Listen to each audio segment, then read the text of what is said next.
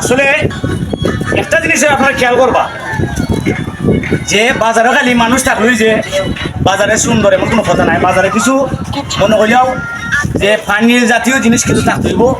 কারণ এই যে ওই দেবো এখন 5 মাস আসতে বেড়া মামা গুছা করিলেনি এটা শরীর মানে আছে সমস্যা আছে লেগে গেছে কথা শুনছে না। তবে ইনশাল্লাহ মানুষে তো পুষ মানে মানুষ, কিন্তু পশু পাখিরও আপনারা বা আমি পুষ দিলে ইনশাল্লাহ পুষ মানবো। কারণ যে গিয়া তারারে আমরা মানে তারার কমল না কমনে আমরা তার তৈমু তারারে বুঝাই দিব, যার কারণে বুঝাইলে পশুও বুঝ মানে খালি মানুষ নাই।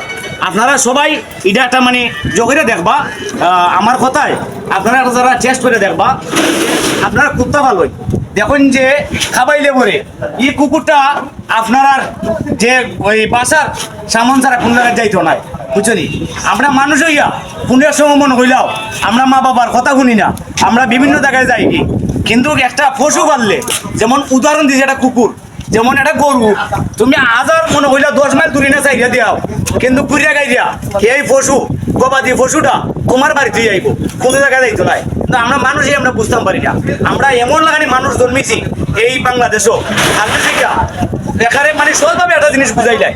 যেমন মা বাবাই অনেক কষ্ট করে ফালছে, মা বাবাই কইছে না বা তুমি ওবাই দিয়ে যাইও না, কিন্তু দেখ ভাই বাবার কথা শুনছি না না শুনি নই আমরা একবারে সই নাতের হাত করা চাই দিয়া আর গেলাঙ্গি উল্টাইয়া বুঝছেনি।